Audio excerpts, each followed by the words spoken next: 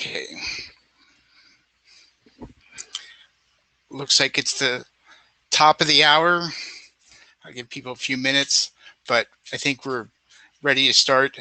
And thanks all for showing up. I know this is sort of a wacky time, but we did it to for the authors, mostly for the authors, because it's much more prevalent for their time zone. So thanks for sticking in there, folks. DNSOP interim, you know us. Benno is sleeping, so let us not wake him. And Paul, it looked like you showed up, Paul. Will you be able to take minutes for a little bit? Will that be good? Yeah, I'll do the normal. I'll even be more abbreviated, but I'll do the normal of just the conversation, not exactly. Yep. And you'll see we've just got some questions that I think mostly we're just trying to get some answers on. So appreciate that. Thank you. I thought you might ask. I already have the text file open. Okay. Thanks. Terrific. Thanks, Paul. The note well. So all about. I think most of us have been there. So what we say is public. So speak carefully. Our agenda is pretty straightforward, and we'll try to jump into it. First, Mr. Fujimura-san is going to talk about avoid fragmentation, and we really there's two questions that come up. He's got a couple of slides, but mostly, is it can we pick a single value or a range of values? And is one preferable to the other? And is one, where can we go from that? And then the second question is, if it's a range of values, what are those appropriate values, singular or plural? So, and then the second one, and these are both like 30-minute slots, so we'll see how they go. The glue is not optional. There's two sort of open questions. I think the first one's really been answered. What to say about orphan glue? And then is sibling glue optional or required? And Schumann and Dwayne have a couple of slides that kind of run through that, and some good questions there. So we'll keep it simple and straightforward, and we'll jump right into that. I've just got to.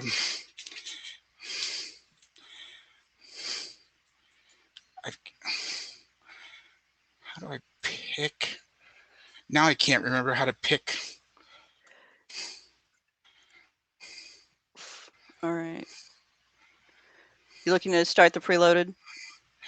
Yes. Presentation? Okay, that's the second from the left and the icons that's right. at the top.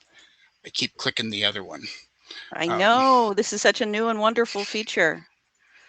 Soon we will forget we never had. We will forget we ever didn't have it. No, come on.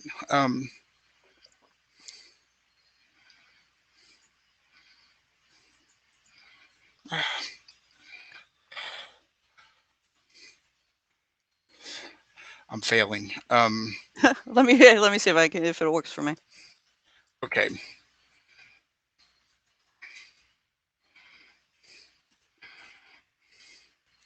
It's telling somebody owns the. I just gave it up. Okay, let's see what we got here. All right, avoid fragmentation. There you go. There. Wow. Great. There we go.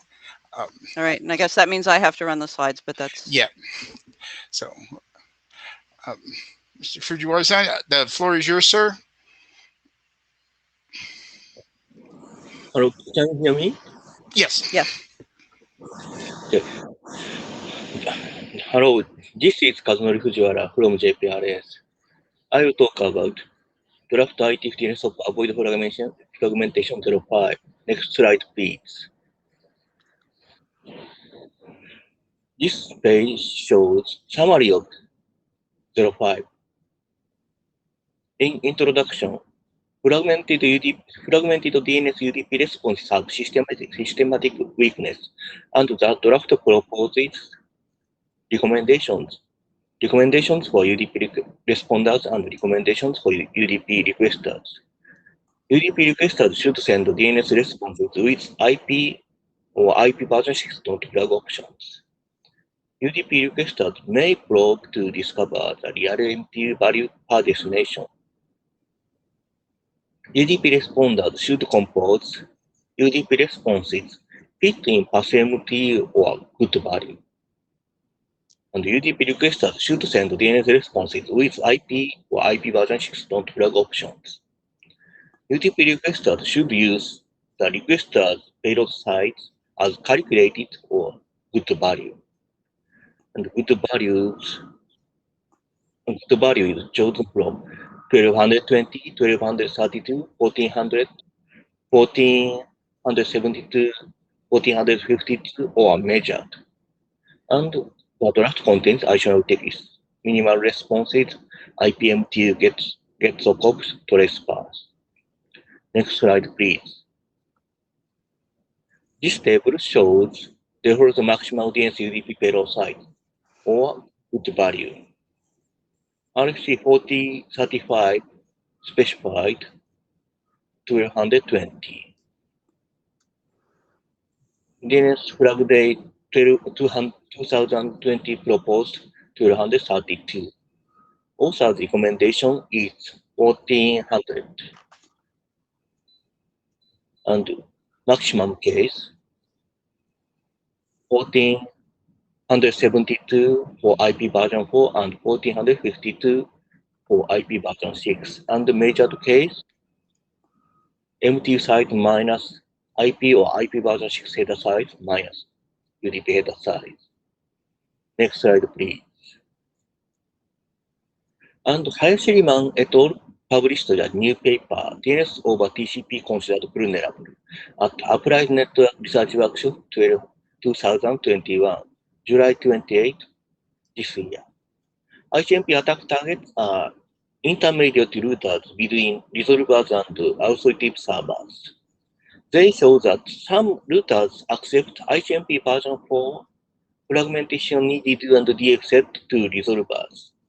And 496 of Alexa top 100,000 domains are vulnerable to fragmentation over TCP attacks. And how to measure? At IETF-111, there is a comment. 0.5% is small and they are bugs. And at ANRW, I cannot get a clear answer about IP version 6 and who is vulnerable. Fragmentation does not happen on IP version 6 at intermediate routers, and recent TCP implementation support RFC 4821 packetization layer pass-empty discovery and set IPDF don't fragment bit on IP version 4 TCP packets. The DF bit should be set on the fragments quoted from section 8 of RFC 4821. And I checked some root servers and JPDN servers, and they set IPDF bit on IP version 4 TCP response packets. Then I think it is a trivial issue. And authors will add text and reference to the paper at weakness of IP fragmentation section. Next slide, please. And discussions at IETF and discussions about IETF 111. Paul Hoffman mentioned that he expected a single value in a BCP document, while Victor is fine with a set of values. Next slide, please. There you go. Questions. There is a questions. First, can we agree with a set of good UDP sizes rather than a single value? And what are the good values? Is it possible to prove good values per destination at UDP requester?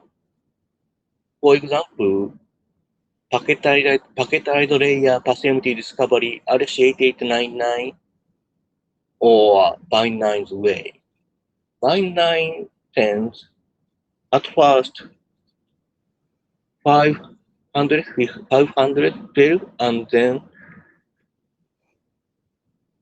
1,000 or similar value, and then specified large value. Our concern is that when leaf sites are under tunnels and their MTU are small, Standardizing a large value with IPDF, IP don't flag will prevent communications. Some VPN appliances offer default MTU size 1280. This such case, software may probe MTU size to the internet and generate good value. Next slide, please. Probing good values. If complexity, path-empty discovery, and insecurity, TCP or UDP vulnerability are to be avoided above all else, then a small audience buffer size should be offered. For example, 220 or 232. If network efficiency, both now and in the future, is to be maximized, then adaptive retry after single failure, adaptive retry after silent failure should be done, beginning with a large value and trying small values, or beginning with small value and trying large values, similar to packet-related path-empty discovery, RFC8899 or by9's way. In all cases, fragmentation either by an endpoint or gateway must be avoided. In a definite future,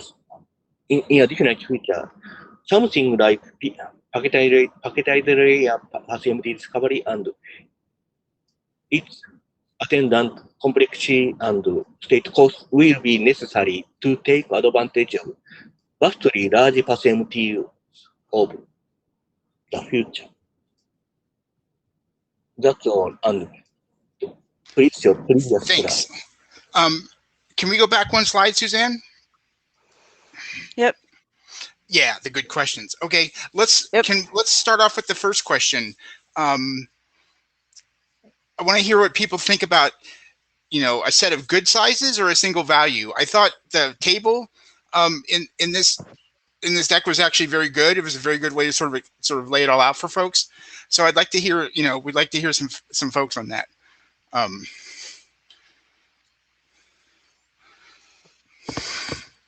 Go ahead, Brian.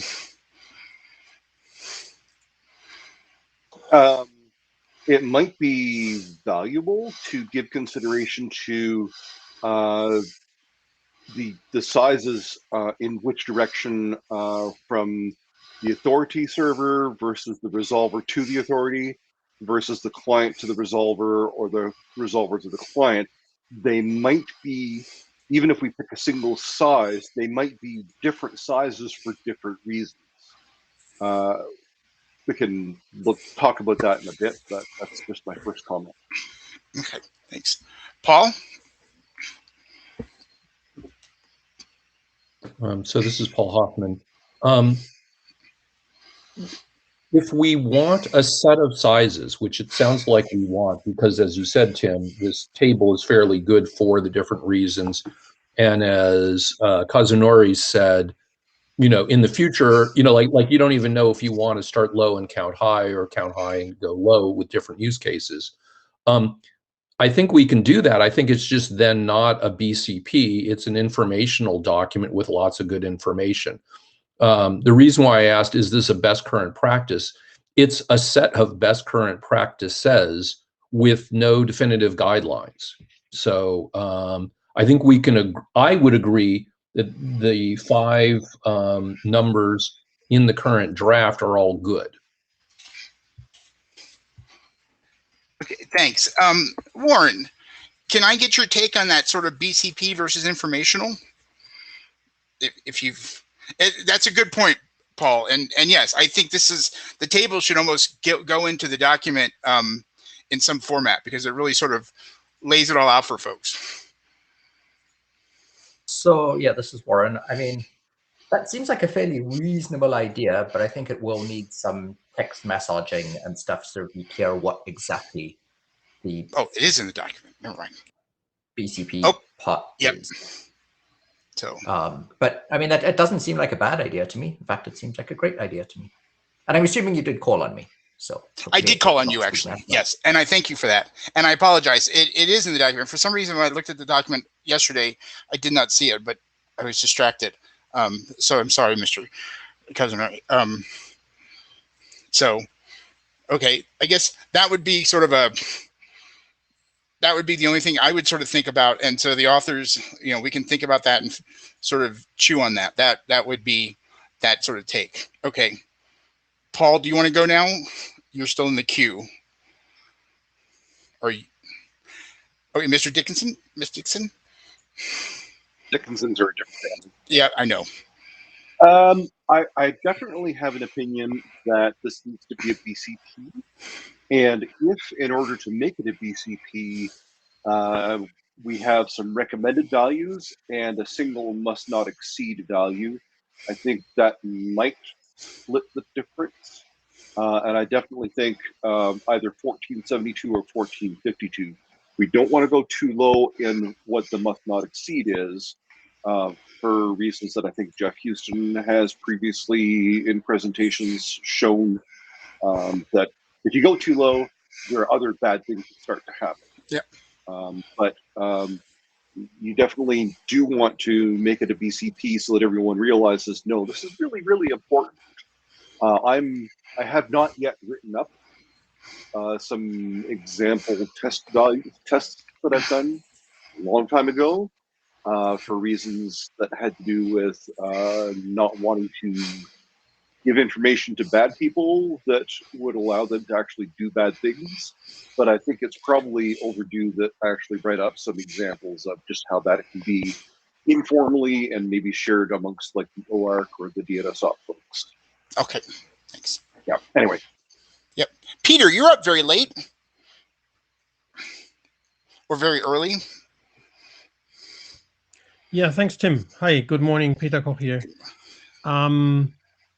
I on the one versus list of values, I could live with a single value as a default recommendation to software vendors, but I think operators need a bit more leeway and be able to apply certain considerations, which brings me to the second issue of, does it have to be a single value if it is going to be BCP? I don't buy that connection. The good practice is actually applying these considerations. So following an advice that makes operators be able to pick from a set of values for good reasons seems perfectly fine for BCP to me. Thank you. And I guess we'd have to, for those reasons, we'd have to sort of list what, if you pick 1232, what is the logic behind that, basically? Essentially is what you're saying. Yeah, kind of. Thanks. Yeah, cool. Okay. Warren, are you still in there? So two things. I mean, I fully agree with Peter that it does not need to have just a specific number to be a BCP. In fact, I think it would be useful if it had a, if your network looks like this, choose this number, or follow this sort of set of steps to figure out what number is the right one for you. But the original reason I got in the queue was to say it makes much more sense to ask for BCP. And if, at ISG eval time, people decide, yeah, it seems more like informational, it can easily be downgraded. But if you ask for informational, it's never going to get upgraded. So that's true. Yep. Ask for BCP, and the worst that happens is it doesn't make it, but I think it just seems well within the BCP realm. Okay. So, and go ahead, Mark.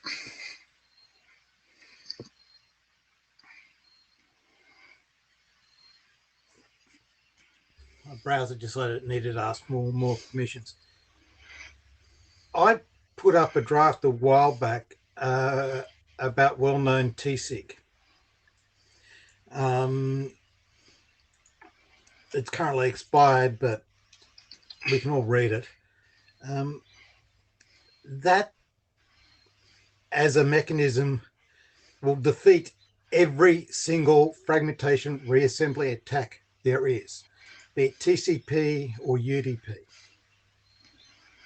We should really be looking at that if we're not encrypting, looking at moving service to using something like that rather than setting do not fragment on UDP. Do not fragment on UDP leads to black holes. We do not have control of every router and every link MTU in the internet. Why don't we don't need to go and have a whole heap of TCP options being set just to prevent reassembly attacks succeeding. We can do this at the UDP at the DNS layer rather than the IP layer. The IP layer really is a mess for developers. Every OS has different sets of options. They don't all work. I'd like the working group to look at evaluating the well-known TSIG as a solution to this, please.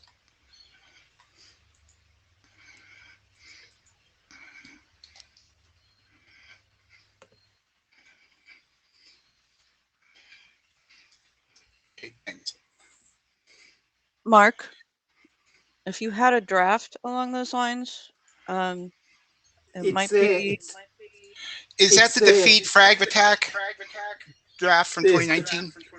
There's a defeat fragment attack. I think it's called defeat fragment attack. Yep. Fragment attack. Yep. It exists. Yep, I just pasted the link into the one chat. change I'd make in it is use all ones rather than all zeros. Yep. So as the default key. Cool. I found it and put it in the chat. The archive version. So what we're looking here in terms of values here, they're good for not having, if you want something and you're going to get it through a firewall that drops fragmented packets. These values are good for that. Okay. But if you know your firewall passes fragmented packets, these are just wasting, just causing you to switch to TCP much too early. There's nothing wrong with having these as a default value and probing upwards all the way up to 4K. But if you want to actually defeat fragmentation attacks, allow the network to work properly. Most sites don't actually block fragmented UTP over IPv4, and fragmentation being dropped over IPv6 was due initially to FreeBSD thinking that there was never going to be a fragmented packet over IPv6. But yeah, so there's the bad firewalls, and we can probe into them. But if you want, you can defeat reassembly attacks using crypto, and that whether it's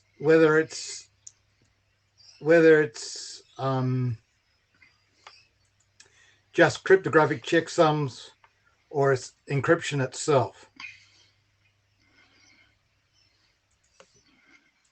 Okay, thanks. So.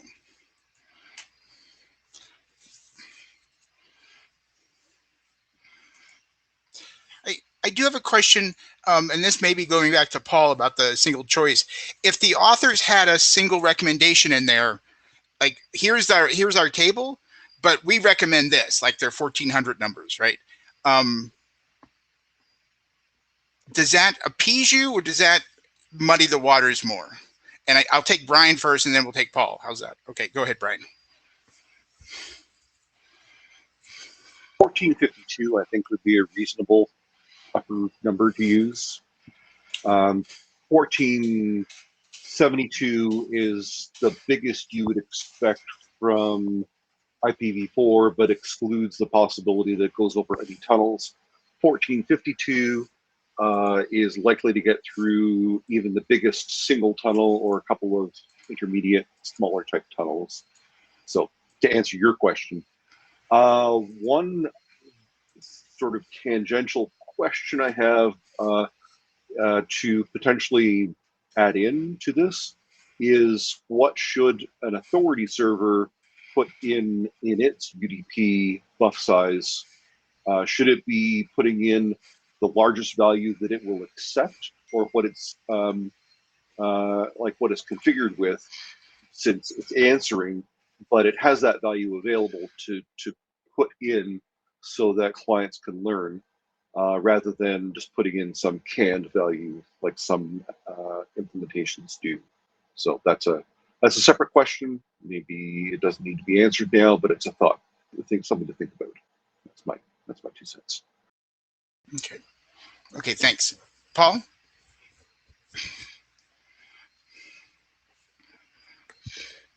So to answer your question of should we also have a recommended size, if we can't back up the recommended size with anything more than here's what the authors think, then no, because I think the other numbers in the table all are backed up reasonably well.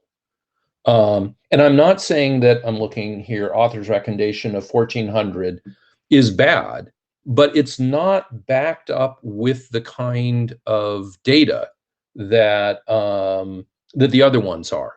So if they could add that, if they could say, why is 1400 better than the other, or why would an operator consider 1400, specifically 1400 over the others? But I think with the current table, and of course the explanation of the table, an operator could look at that, going back to my question of is this a BCP, and say, well, there's a bunch of choices to make, but I have enough information to make the choices, other than for that one author recommendation.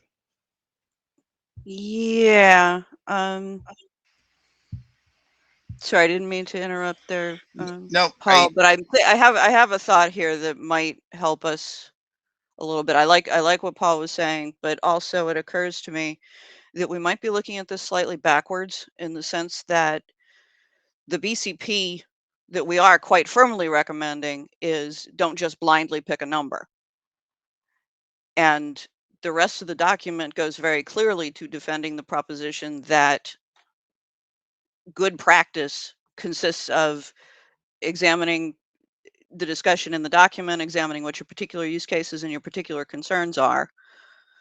And framing it that way, it seems to me that it's easier to call it a best current practice, and it's also easier to say, in the most common cases, 1452 is often the best value to use, is often a good value. The reasons why we would consider these others include the following. But the thing it seems we're most trying to promote here is thoughtful examination of the issues rather than any specific answer. And see if thinking of it that way helps.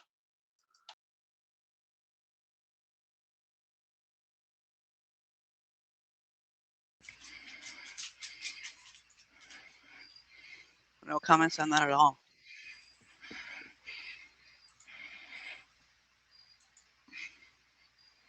Yeah. Okay. So go ahead, Brian. I would We'll leave it at concur that. with what Suzanne said. I think she put it very concisely. So yeah. And the draft does sort of spell out operators of authoritative servers, resolvers, and then clients such as stub resolvers, but maybe it's not it. They need to be broken out a little bit and made a little bit more obvious. And that's something we can chat with the authors about. But it's yes, I think there is some discussion about the various if you're this person, you should look at it this way. If you're that person, you should look at it that way. So, okay. We're going to try to summarize this and take it to the mailing list, and we'll probably, we'll go for a vote on this and see where things go. And hopefully we'll come up with a good question. We'll come up with questions that we can get answered one way or the other, and can move this forward, because we do think this is really good stuff. But thanks for all this. So those are some good comments, and thanks for all of you.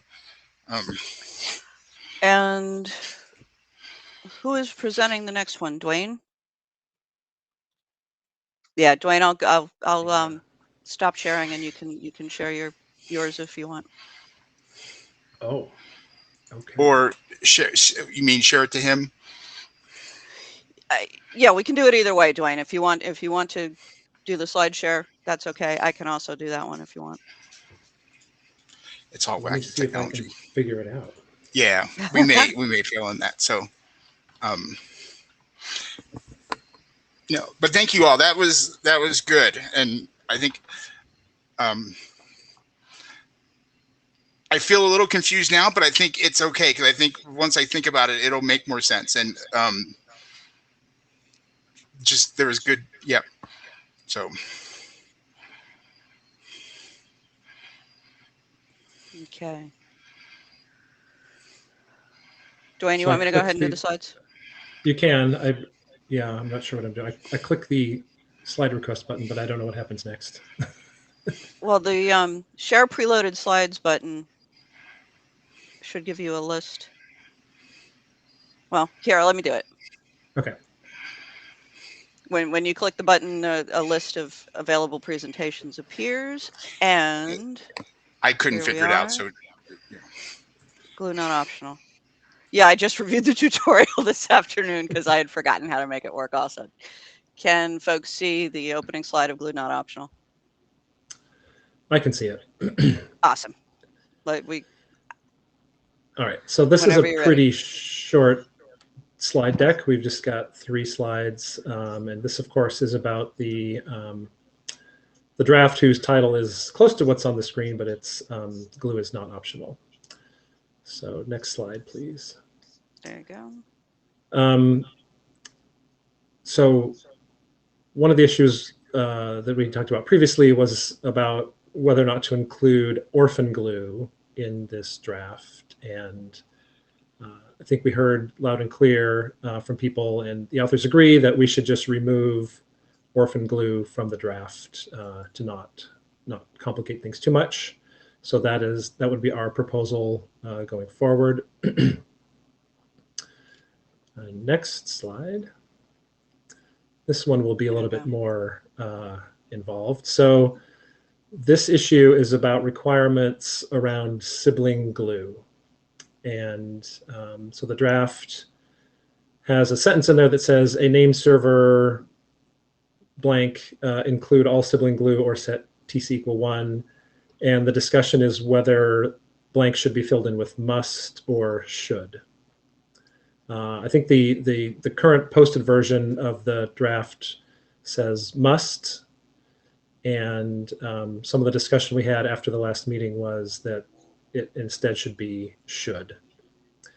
Some of the reasons that you might want to have a must there is that sibling glue is probably required if you want to resolve a name where there's what I would call a sibling glue loop, where one name has a sibling glue that refers to another domain, and that domain then refers back to the first, or maybe even more complicated loops. Another argument is that you might want to provide the most complete set of name server addresses as possible, because an authoritative server may want to provide the most complete set because it doesn't know which set of the delegated name servers are actually working at any given time. You might also consider that more of an optimization than rather robustness requirement.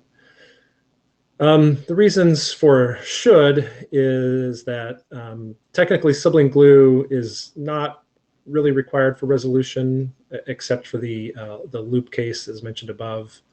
A name server can query, can issue a second query for sibling glue if it's needed, and that it's likely or possible that functionality already exists today. That's already something that resolvers have to do to get glue that might be missing. And based on the discussion on the mailing list, my read of that discussion was that most people felt that should was maybe more appropriate here. So we want to have further discussion on that and maybe try to reach a decision on that, hopefully. Okay, so let's go to the next slide, which will be related to the first. Issue 3, something that we've talked about as the authors is should the draft mention or accommodate the idea of sibling glue loops? Should there be an example showing what such a loop looks like? And does the working group feel that a configuration, a real world configuration with sibling glue loops is something that should be supported and reasonably expected to work, or is it broken and anomalous and not something that we should enable? So those two questions are what we are asking for feedback on, or really the three, I guess, any of those three. And that's it for the slide deck. Yep. Thanks, Dwayne. And wow, we have quite a queue already. All right. And I think it's pretty clear which issues we need to discuss. I don't see an easy way to separate these, so I think we should just go ahead and comment on either any of the sibling glue questions here. So go ahead, Brian. Or not? Of linguistics or precision in the wording. I think it's what the intent should be is, if you don't include sibling glue, you must set TC equal 1. And if you get a TCP query, you must include sibling glue. That's the only way to resolve sibling glue loops. But I think that would be a reasonable approach, allowing the cases where it's not necessary, the sibling glue is not necessary to resolve. But if there's a resolution failure, that there's a way around the problem that is encoded in this document. That's basically it. So, Brian, are you arguing for must then?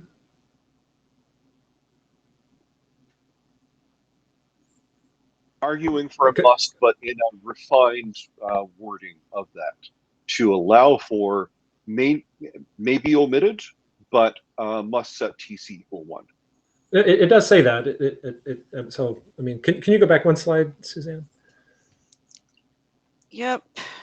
There. So the first bullet here says, it's quoted from the draft. So a name server must include all sibling glue or set TC equal 1. That's what it currently says. Yeah. So maybe make it much more definitive using the logical XOR.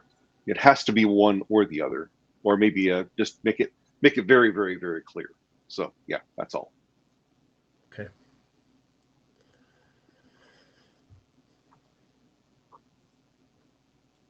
Okay. Ben, I guess, is next. Hi, Ben Schwartz. I would prefer I think the DNS is confusing enough without name server cycles. I would prefer language maybe here that makes explicit that name server that zone operators must not construct cyclic name server relationships like sibling glue loops, and that basically, that if they do, the authoritative server is free to reject this in some fashion, treat this as an invalid configuration. On the topic of setting TC equal to 1, issue 2, I'd like a little more clarification on whether this is intended to be a performance optimization, because it seems like it's not an effective performance optimization. If any of this glue is not actually required, you are better off getting, essentially just making the follow-up query and getting the additional records you need, rather than repeating the query over TCP. Ben, setting TC equals 1 is not an optimization. It is ensuring that the recursive server gets enough information to actually perform the next query. That's whether it be the sibling glue case or the traditional standard 13 case of definition of glue.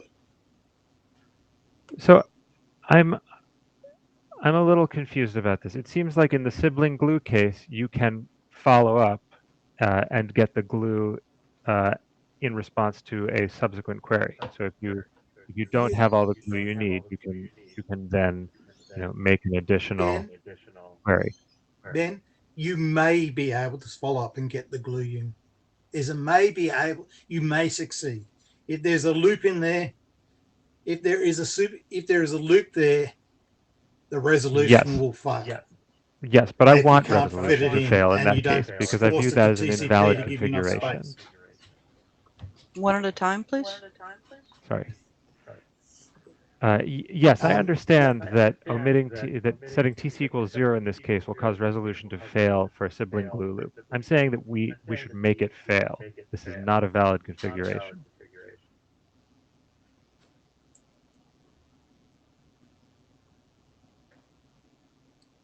Paul, go ahead, please.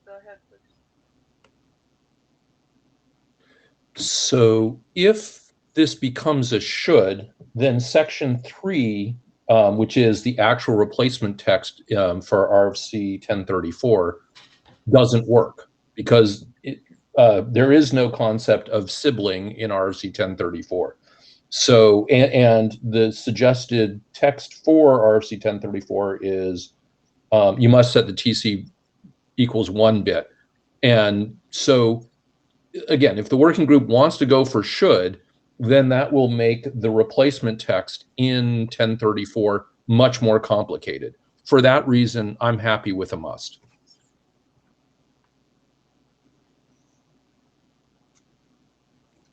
John, go ahead. I actually have a wording question for that same sentence where it says, if all glue RRs do not fit, set TC equals 1. And English is wonderfully ambiguous. I think you mean that it has to that if there are n RRs and you can only fit n-1 truncated, but a reasonable English reading would be that it's okay to include at least one. So I hope this means that you need to include all of them, and I think you should fix the wording to make that clearer. And as far as with respect to sibling glue, Ben said what I was going to say. I don't think we should encourage something that doesn't work in general. I would prefer must not. Would all available glue records be better wording? Adding the word available or something like that? I would make the sentence longer.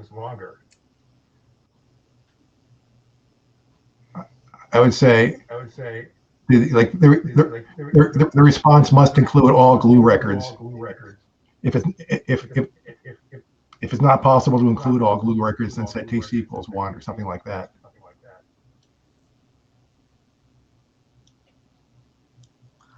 I know what you mean, and I think it's confusing. So I think it's worth adding more words to make it more idiot resistant, since we all know that I'm not the only idiot. Yeah, it should be possible to fix that with just a couple of words. But yeah, I understand what I mean, there obviously are more words in the draft than on this slide. So, and it is our intention.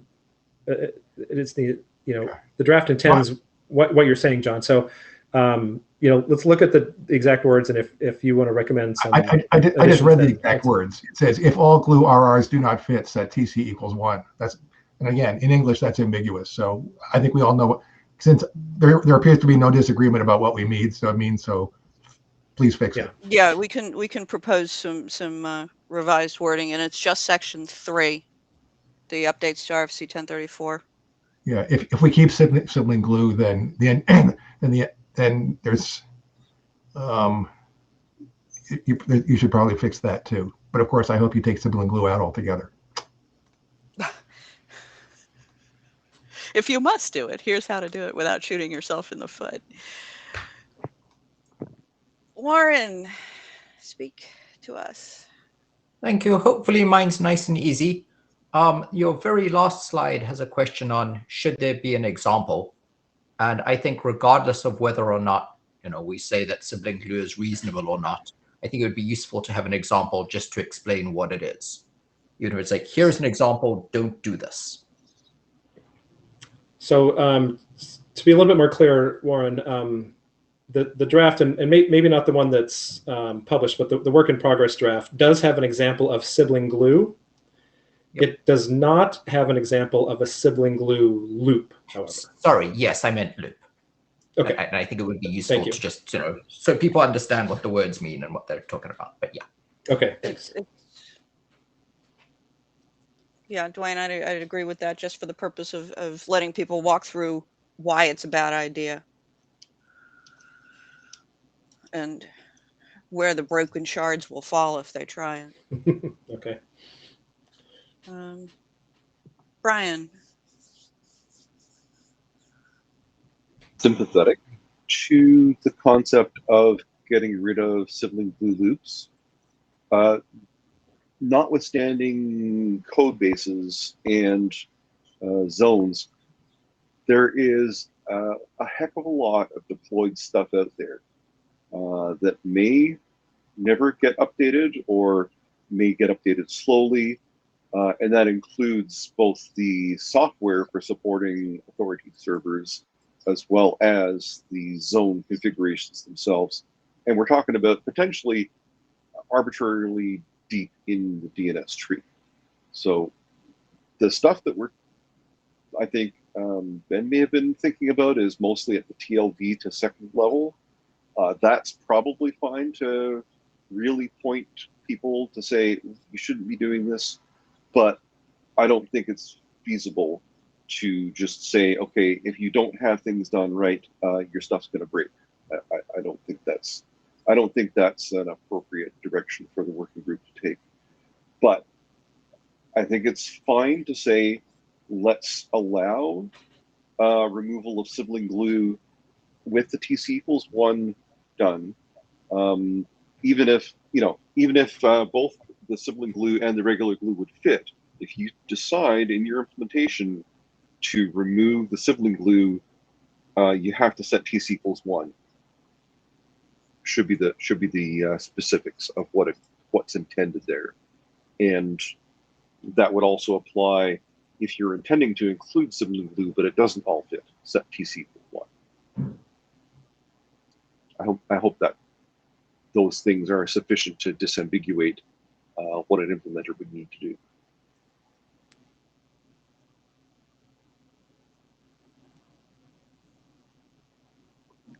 Okay, Hi, Ben Schwartz, responding to Brian. So that to add some nuance, what I think ideally we would see is a must not instruction that says don't create a loop, and a may instruction that says you may configure yourself in a way that makes these loops unresolvable on the authoritative side.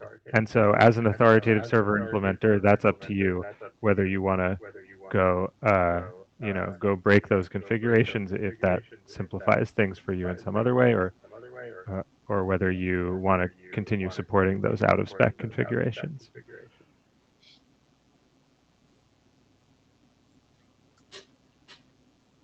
Okay, Brian.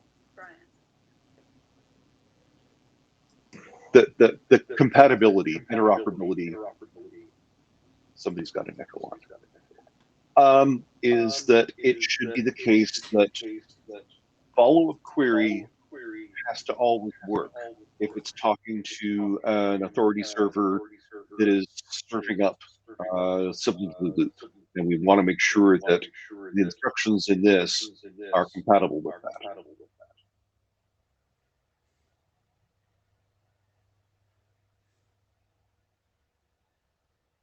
In other words, the behavior on TCP follow-up after a UDP that gets a TC equals 1 is going to get all of the records that it needs to resolve. I think that's the only piece I really think is something I feel strongly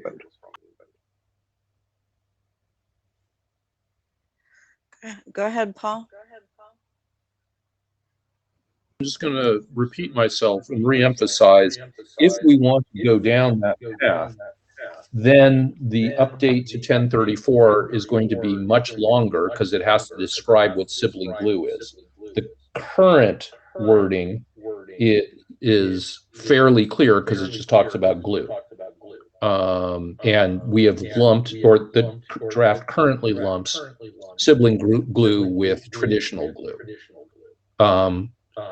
If it's important enough to separate those out, then we're going to have to make this longer. I still think it'll be understandable, but just be aware that we're not then simply making a one sentence addition to 1034.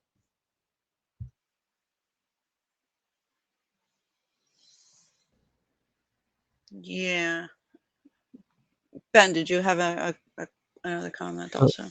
Just Ben Schwartz, just a quick follow-up to Brian Dixon's comment. It sounds like you're talking about the portability between implementations of zones that rely on a Sibling Glue loop.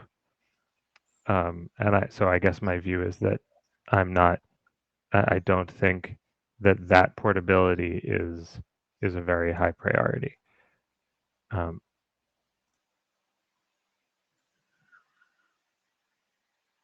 Brian, and then I want to hear from Dwayne about what he's hearing here. Go ahead, Brian. I was saying this interoperability, not portability. So I don't want this to cause the behavior of resolvers and authority servers to result in breakage in the case of somebody updating their software, but not updating their zones. And there could be the case, depending on where the Sibling Glue actually lives, it could be further down the tree than is necessarily visible to the single authority server that updates its software. I think. I'm not sure. Might need some whiteboarding to figure out if that's the case. But basically, the gist of it is we should not be imposing breakage on existing interoperability, whatever that means. Okay. I do have two things. First, there's I have seen about half of a discussion in the chat that, and I'm going to encourage the folks talking there. If any of what you're saying or hearing should be added to the draft, please send text. Also, Dwayne, what are you getting what you need from this? Do you see a way forward out of this discussion? No. I feel like there are two, I'm hearing both opinions, right? I'm hearing some people say that, with regard to Sibling Glue, the requirement should be must, and some saying should. I guess I do want to express my viewpoint that, today, what tends to happen, I believe, in most authoritative name server implementations is that they they fit in as much glue as they can, and you know, generally don't truncate. And so, you know, I think for most resolution, and if there are cases where there's sibling loops, you know, I think those are generally working because lots of name servers support EDNS and large messages, and those generally fit. The thing that this draft will change is that if some glue records fit, but all of them do not fit, then we're going to see truncation. So I you know, I think things are going to continue to work. I think that the change is going to be, you know, we may see more TCP traffic than we saw before.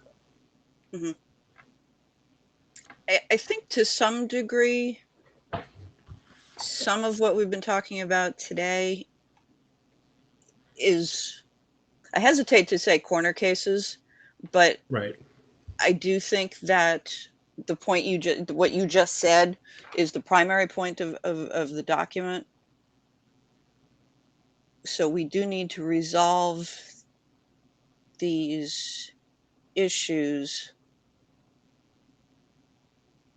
but the primary message has to be clear.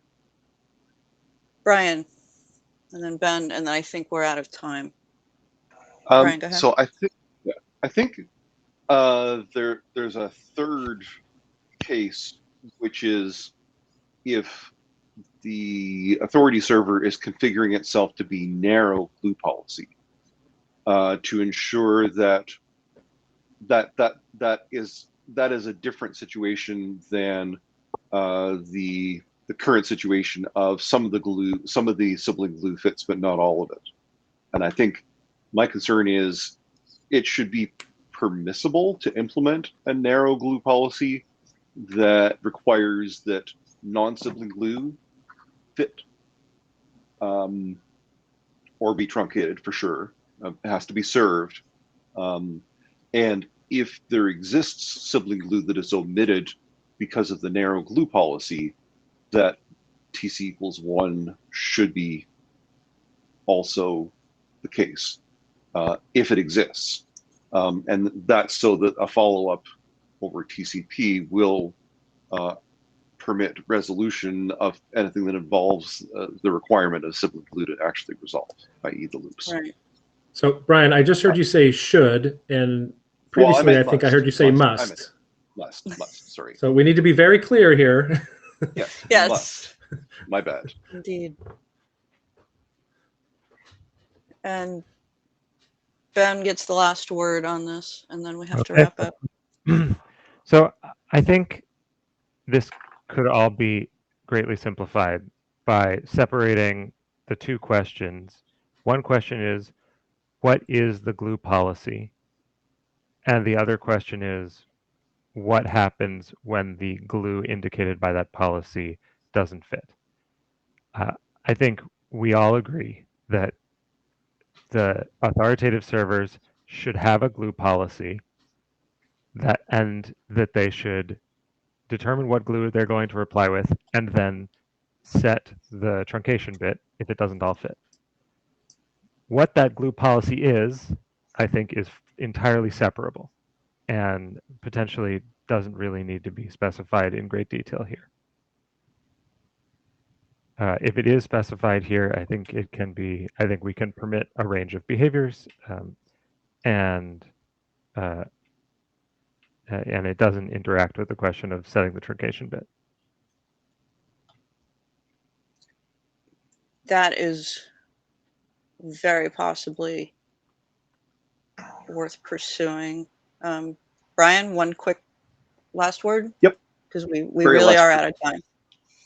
I concur with that, except that we need to specify the behavior over TCP as potentially not being controlled by the glue policy. That's the only caveat.